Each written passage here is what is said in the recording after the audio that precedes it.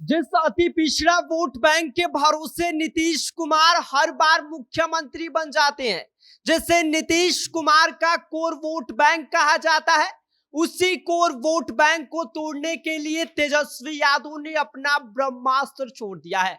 तो ऐसे में अगर तेजस्वी यादव नीतीश कुमार के कोर वोट बैंक को तोड़ देते हैं तो नीतीश कुमार को इसका कितना नुकसान झेलना पड़ेगा और तेजस्वी यादव का यह ब्रह्मास्त्र क्या है जो नीतीश कुमार के इस कोर वोट बैंक को तोड़ देगा, सब कुछ आगे हम आपको विस्तार से बताएंगे। लेकिन उससे पहले नमस्कार, मेरा नाम विष्णु है और आप देख रहे हैं जनता जंक्शन।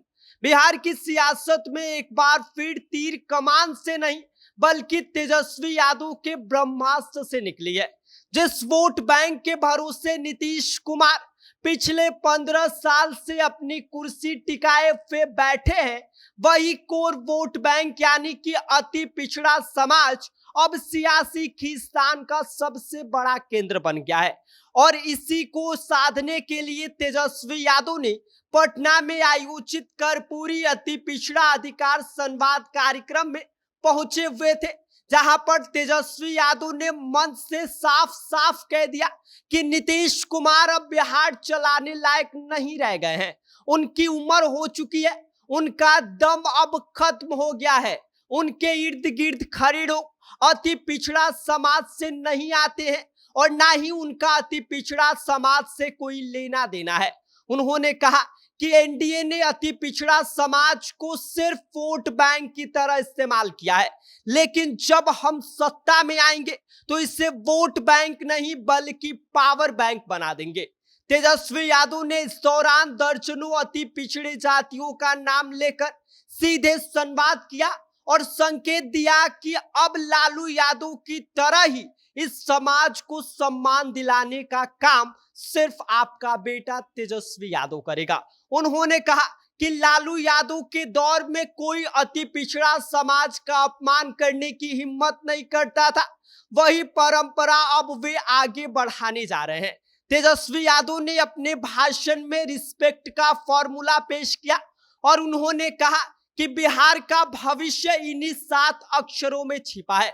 रिस्पेक्ट का मतलब यानी कि आर स्टैंड फॉर रोजगार, ई का मतलब एजुकेशन और एस का मतलब स्वास्थ्य, पी का मतलब पलायन मुक्त बिहार और ई का मतलब इक्वालिटी यानी कि बराबरी, सी का मतलब क्राइम फ्री स्टेट और टी का मतलब टेक्नोलॉजी और टूरिज्म है। यानी कि नई सोच, नया विजन और तेज रफ्तार वाला बिहार की अब जरूरत है। आगे तेजस्वी यादव ने तंज कसते हुए कहा कि हमारे चाचा यानी कि नीतीश कुमार तो पहले से ही हाईजैक हो चुके हैं, उनके पास अब कोई दमखम नहीं है। बीजेपी को उन्होंने सीधा आरक्षण चोर पार्टी बताया और अब जनता के सामने उन्हीं के साथ खड़े हैं और ऐसे जालसाजों से दूर रहने की जरूरत है। इनकी चालों से आप लोग सतर्क रहिए। तेजस्वी यादव ने साफ कहा कि उनकी सरकार आई तो 17% आरक्षण पिछड़े को बिना किसी समझौते के दिया जाएगा और कर्पूरी ठाकुर को भारत रत्न दिलाने का काम भी तेजस्वी यादव ही करेंगे। आगे उन्होंने कहा कि भाई ये लोग बस अपना काम निकलवाने के लिए अति पिछड़ा समाज का उपयोग कर रहे हैं। इस दौरान सभा में उमड़ी भीड़ को देखकर तेजस्वी यादव का आत्मविश्वास झलक रहा था। उन्होंने युवाओं से भी वादा किया कि हर घर रोजगार पहुंचेगा, किसी को घर पर खाली नहीं बैठना पड़ेगा। उन्होंने कहा कि भले ही मेरी उम्र कम है लेकिन मैं जुबान का पक्का हूं और जनता को इसका भरोसा रखना चाहिए। असल मायनों में तेजस्वी यादव का यह कार्यक्रम सिर्फ संवाद कार्यक्रम नहीं बल्कि सीधा सियासी संदेश था कि नीतीश कुमार का वोट बैंक अब सुरक्षित नहीं है। अगर अति पिछड़ा समाज का यह समीकरण आरजेडी की ओर खिसक गया तो नीतीश कुमार के लिए अगली बार मुख्यमंत्री की कुर्सी पर बैठना लगभग नामुमकिन हो जाएगा। यानी कि बिहार की सियासत में अब एक और बड़ा तूफान खड़ा हो चुका है।